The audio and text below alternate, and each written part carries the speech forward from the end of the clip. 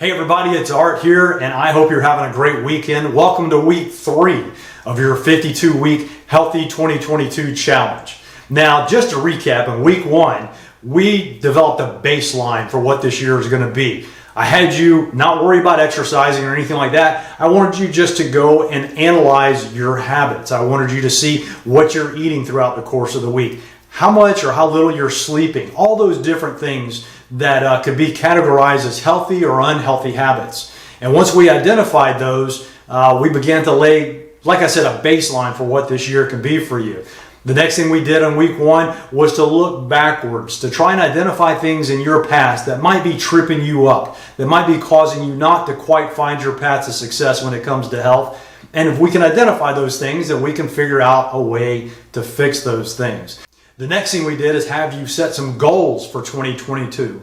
Not what you're going to do by the end of January or February or March, but long term. Where do you want to be on December 31st of 2022? Now, the good news is, with this being week 3, you have 49 weeks left to achieve those goals if you've set them already. If you haven't, you need to start working on them.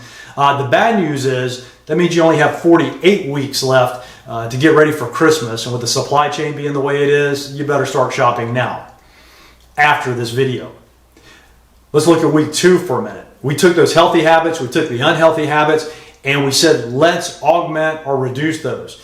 If you're sleeping 6 hours a night, let's try and move it up to 7 hours a night. If you're eating unhealthy, fried, greasy food 6 nights a week, let's knock that down to 5 nights a week. Slight adjustments to increase healthy habits, slight adjustments to decrease unhealthy habits, and slowly but surely you start to work your way into a healthier lifestyle, which really undergirds your overall health picture.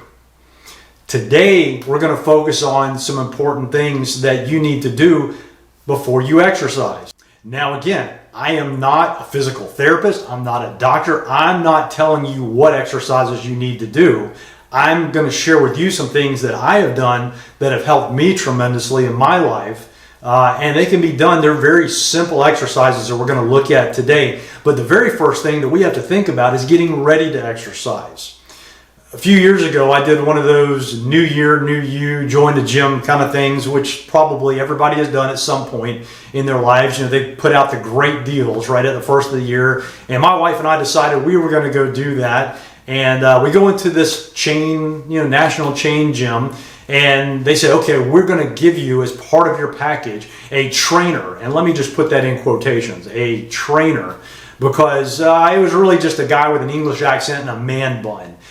He wasn't much of a trainer. He was just more of a guy to walk you around and show you the stuff and then show you the way he thinks you should use it. But they gave us our little pieces of paper and they walked us around to show us the circuit that we should do, how each piece of equipment works, how you adjust the weight, how you do your repetitions and all that. And then he laid out a plan for what we should do. Now, full disclosure, when I work out, I'm used to physical labor. I enjoy doing physical labor, and when I'm healthy enough to do it, I really do enjoy it. So we start thinking about working out. It's different from physical labor in that it can be more targeted. And I don't make a big deal. I'm not going to be the guy in the gym grunting or making the most noise. I'm just going to do whatever I'm supposed to do and move on to the next exercise. And I guess I was being a little too deadpan for this guy, man bun guy we'll call him, because I was doing one particular exercise and he had set the weight at a certain level, and I'm doing it and I'm working through it, and it was enough resistance to really accomplish what I needed to accomplish, but I guess I wasn't grimacing enough. So he says, no, you got to do more. Day 1, he moves the little stick up where it was giving me much more resistance. I didn't care. I'm doing it until partway through I felt something that felt like someone popped me in the arm, a funny bone kind of thing. Didn't feel so funny, but you know what I'm talking about. If you've had that pain, it's irritating and it can be a little debilitating for a few minutes, but it kind of messed with me for the rest of that workout. So I just avoided that machine. Lo and behold, it took me about 5 weeks before that arm quit bothering me.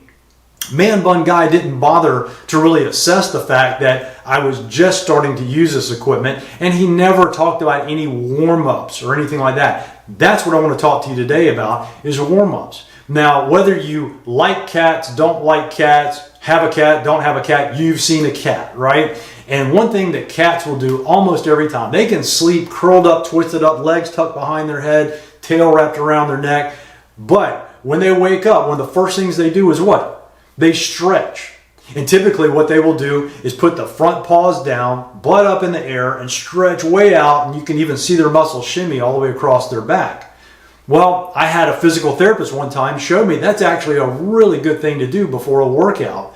It keeps your back loose, it keeps it safe, and she had me do what was essentially a cat stretch.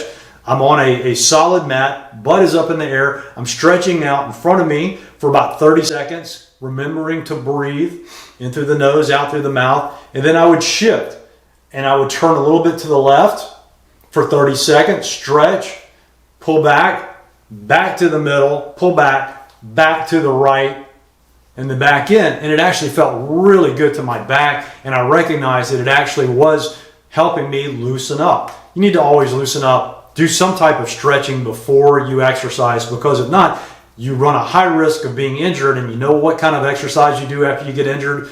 None. So that's one thing. That's my little soapbox for today, is be sure and stretch. Do the cat thing. And then the next thing is to warm up properly. Now, I mentioned that physical therapist. Some of you know this, to my detriment at times.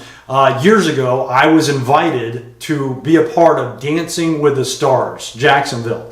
Local thing to help support a charitable organization for kids. And I should have said no, but I said yes. They were telling me, hey, if you've ever wanted to do this, now's the time. I really didn't want to do it, but I let myself get talked into it. It was more about fundraising, but it was also about dancing. And they basically said, you have 5 months, twice a week, you'll meet with a trainer, a professional dancer. They will teach you a routine, and then you will perform it in front of several hundred people in the spring of the following year. And hopefully you've raised a lot of money, and we'll see how you do. Maybe you'll win the Mirror Ball Trophy. I knew there was no chance of that. What I wanted to do was just to entertain a little bit, raise some money for the kids. So just before I was supposed to start training, I started having a little trouble with my back. And so I went, I saw the doctor, and I said, hey, you know what? I think it's probably going to be a disc or something like that. You know, if you have to write me a note that says I'm too injured to be in Dancing with the Stars, that'll be okay. You know, I mean, it breaks my heart, but that'll be okay. I'll bow out now before I've invested all this time with them, and they've invested all this time in me, and you know, I'll cheer them on from the sidelines. And the doctor looked at me and did some poking around, had me go get a couple x-rays, and said, oh, no, it's just muscular. We can fix that. We can make you stronger. I said, yeah, I probably need to lay out of this competition. No, you'll be ready for it. We're sending you to a physical therapist. You'll find that you'll get your strength back in your back. You'll feel good before long. Dang it. So I did go, and I'm glad I did, because the physical therapist helped me identify some things to strengthen my back. And one of the first things they said is you've got to strengthen your core. To protect your back, you strengthen your core. So she would start me on a routine every day that built up more and more each week, to the point where I was doing some really good fitness work, and I felt very strong. I felt like I could crush rocks with my hands. But the first exercise that I would do every day was a warm-up thing, and basically all it was an expensive bicycle pedal. They had taken some bicycle pedals, some manufacturer somewhere built it into a machine that would count the number of turns and the calories and all that, and I thought, this is kind of silly, until I started doing it, and I recognized it actually was pretty good. So I'm going to show you the essence of that right now. Imagine you have a set of bicycle pedals in front of you, the crank and the pedals, right about the same height as your shoulders, right out in front of you. And I want you to grab hold of those pedals and slowly start pedaling forward. You don't have to go crazy. You're not trying to climb a mountain. You're just starting to loosen up. Keep it in a circular routine. Don't overstretch, and don't get too close to your face, or you'll end up having a black eye. And just start doing this.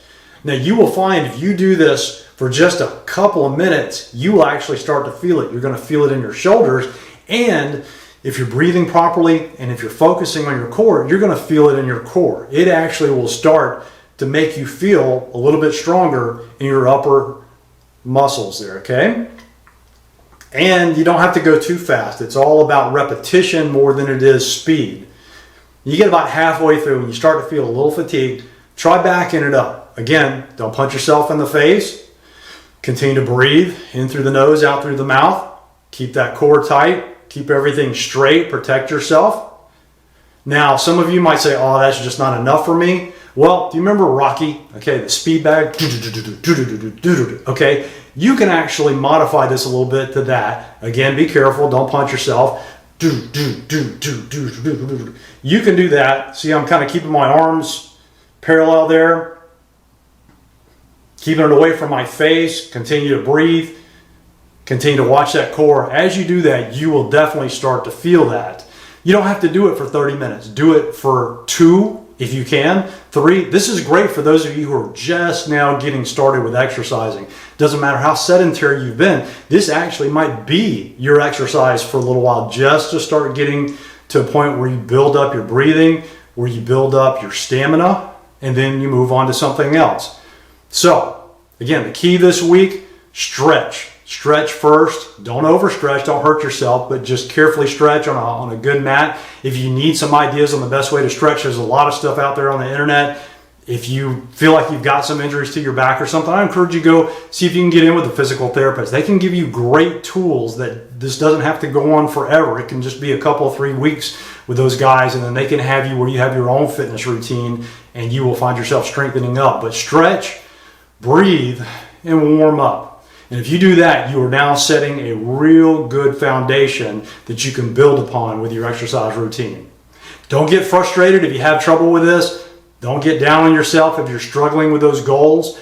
Remember, it's a marathon, it's not a sprint. So take your time. We're going to build up to it. By the time you get to December 31st, you're going to feel like Hulk. All right? Have a great week. Bye.